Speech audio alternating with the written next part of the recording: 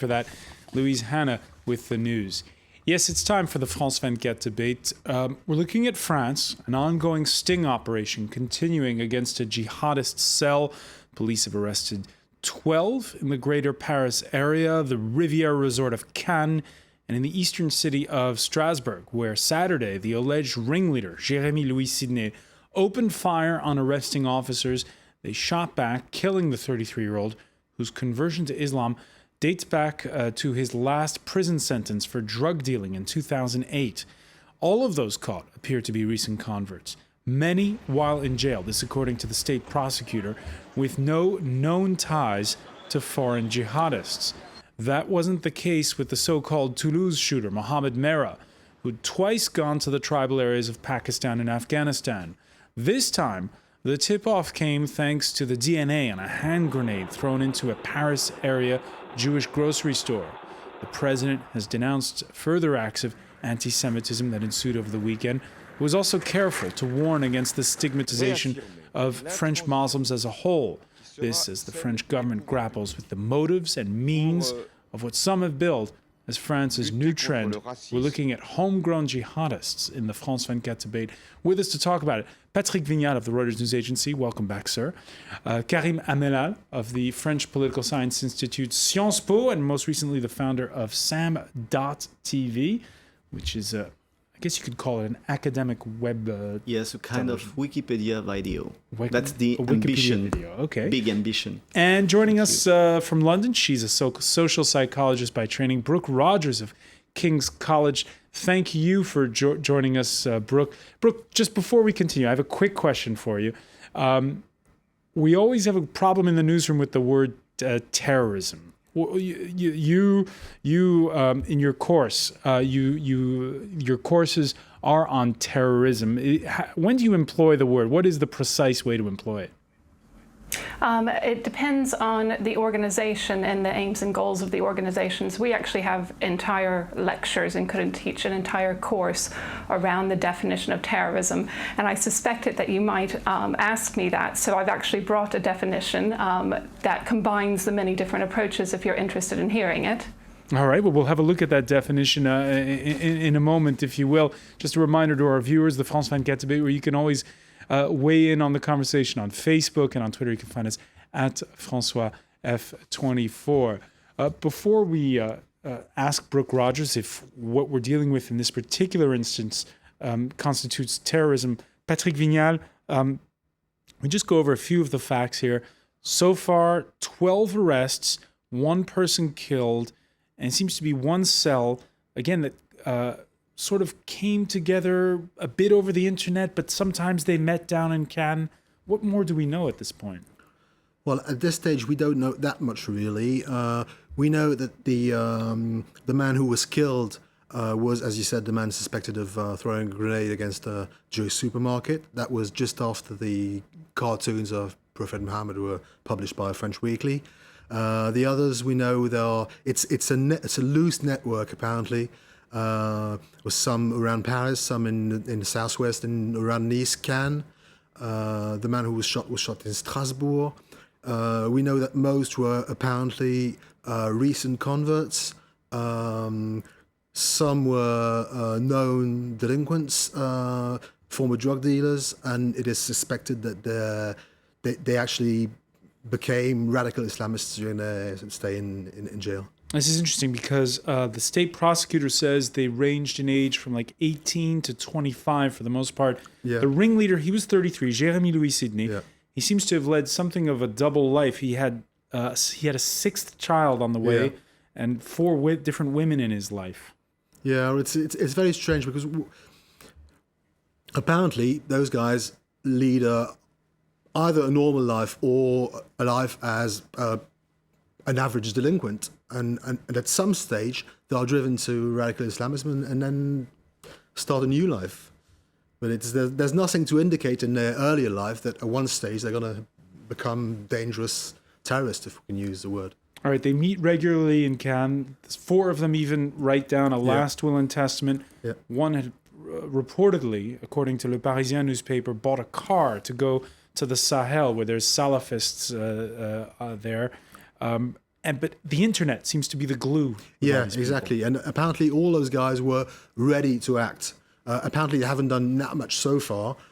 So it's dubbed a vast anti-terrorism operation. Maybe it's not that, but it appears that they were actually ready to either to go to somewhere, ready to go to Syria or maybe to Mali. They were ready to volunteer, and they were potentially extremely dangerous. Brooke Rogers, 27,000 euros in cash were confiscated during this sting so far. They've also confiscated weapons. Again, the alleged ringleader was carrying a concealed weapon when he had that shootout. Does this sound to you like terrorism? It does sound to me like terrorism because of the target of the activities that the weapons were going to be used for. So because they're attacking an innocent civilian population, because they have a political aim with this, and also the political aim is wrapped up in ideological rhetoric, it does sound like terrorism to me. Karim Amelal, are you surprised when you heard the reports? Were you surprised when you first heard about this story on Saturday? No, I wasn't surprised.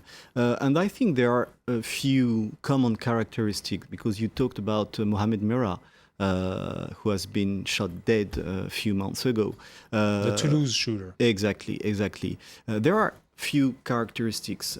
I mean, most of them, or all of them, are uneducated. They come from poor territories. They belong to very poor family, low incomes, families and background. They are unemployed. They have a past of delinquents. But I think the new thing, and this is very interesting, I mean, dramatic but interesting, is that most of these new people going to terrorism are converted. And the man who has been shot dead this weekend is a converted guy, and this is very interesting. I'm not surprised, because we know that in poor territory, I mean, the same causes produce always the same consequences. When you have poor territories, poor areas with very low income families, with a complete loss of identity, I mean, like pot-pourri identities, and this is something which characterizes these guys. Okay, this is obvious, of course, that you will produce, that these territories are producing trajectories or people like this one. I would say something else. You ask Miss Rogers, I think, yes, in your introduction, what kind of word we can use. I think we have to be very cautious with that, because maybe we can use terrorism or even jihadism, I don't know. But I would like to say that this has nothing to do, of course, with Islam. This is completely different. This is an ideology, okay? This is like Reza Aslan talked about, a cosmic ideology, because these people want to be martyrs. They want to die, okay? They don't want to get money. They don't want to become richer. They are not interested in those things. They are interested in heaven. And this is very difficult to fight. You know what I mean? Let me just ask you, Brooke Rogers, when you think back to the September 11th attacks in the United States, the profiles of the masterminds seem to be quite educated people. These were not people who were from very poor backgrounds, as Karim was just describing them here in France. Has the profile of jihadists changed? I wouldn't say that it's changed. I was scribbling notes frantically on this side, because I think it's a little too simplistic to say that we are 100% certain, or even 70% certain, about the role of education and poverty in leading to terrorist violence. I just published an article in the NATO Review saying that we have empirical evidence generated suggesting that yes, individuals who grow up in lower education situations and poverty-stricken situations are more prone to being vulnerable to the radical ideologies that are coming out. But there's also plenty of empirical evidence generated to suggest that individuals who live in those circumstances actually don't have time to become politicized, to take part in the activities that are needed, let's say, to build up a cell, to plan and attack properly. They're just basically concentrating on survival. Whereas if you look at more profitable countries and more successful countries with higher GDPs, those who are without jobs but with higher levels of education are feeling quite frustrated at their lack of opportunity, and therefore there are arguments and there is empirical evidence to suggest that they can actually be recruited quite easily, not as frequently, but more easily, and they are more lethal when they do attack because of that education. We've seen higher levels of education with bin Laden, we've seen higher levels of education with the Glasgow attacks. Level of education, both high and low, has been seen across the spectrum of terrorist attacks. In this case, Patrick Vignal, the prosecutor describes it as quite amateurish. They left fingerprints all over the internet. Yeah. If it were boasting about what their hate of Jews and this sort of thing. Yeah, they were very determined. They were ready to commit violence, but whether they were organized or probably not. But they probably could have volunteered for violent attacks. Yes, but it's definitely not an organized network, and they do look very amateurish. Yeah. Now, the Interior Minister was on Breakfast Radio this Monday. Manuel Valls hinting at more arrests to come and trying to measure the overall threat to France by groups like this one. There's a breeding ground of poverty and lack of role models, which can lead to antisocial behaviour, trafficking, but also to getting involved with radical Islam. We also know that there are tens, even hundreds of other groups able to get organised like the group which has just been brought down. Dozens, possibly hundreds of other groups. The biggest part of that breeding ground described by the Interior Minister, well, prison. Authorities grappling with what goes on behind bars. That's the subject of this report, read by Florence Villeminot. To understand how delinquents slip into radical Islam, authorities are turning their focus on prisons. Homegrown terrorist Mohamed Merah is believed to have become radicalized during a stint in jail. The question is, how many others like him are falling into fundamentalism while behind bars? This imam says the problem is prisons throw together extremists and delinquents who can sometimes be influenced. When you mix dealers, delinquents, or people who've committed petty crimes and things like that with extremists and Salafists, I think that's a big, big mistake. A 2008 report found over 100 inmates guilty of Islamist propaganda in prisons.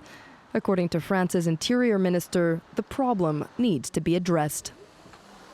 We need to make sure that in prisons there are imams that are French and trained.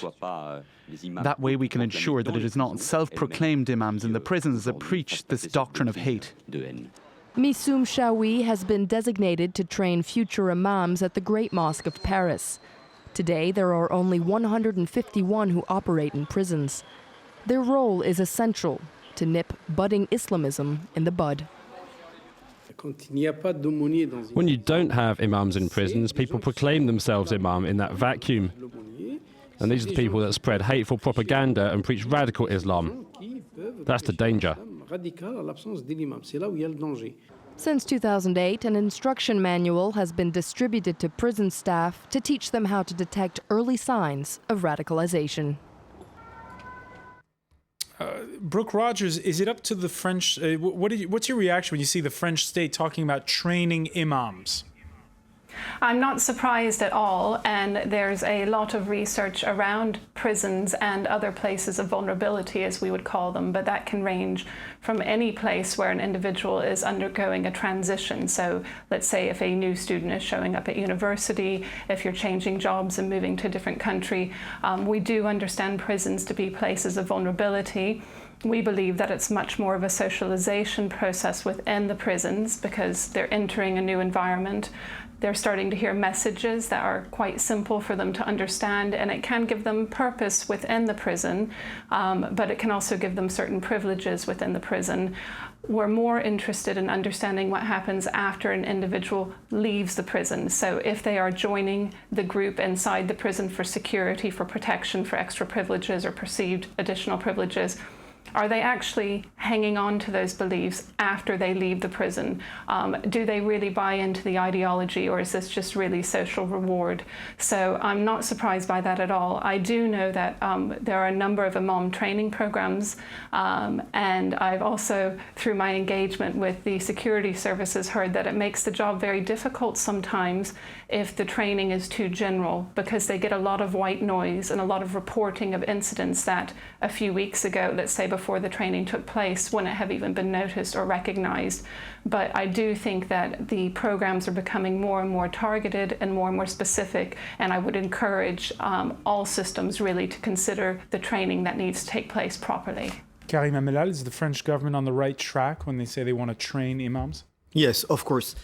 We have two big problems concerning jails or prisons in France. First one is overcrowding in prisons. This is huge.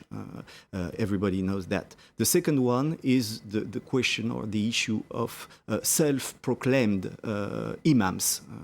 Is it correct? Yes? Mm-hmm. Okay. And we have a big problem with that, and we have to train imams, official, and to appoint them in jails.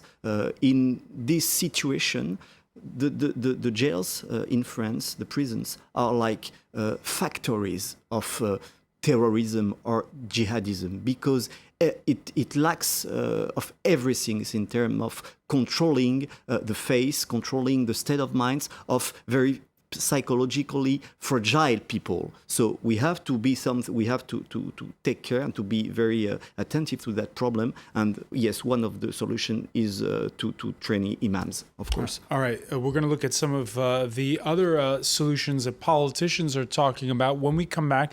You're watching the France 24 debate.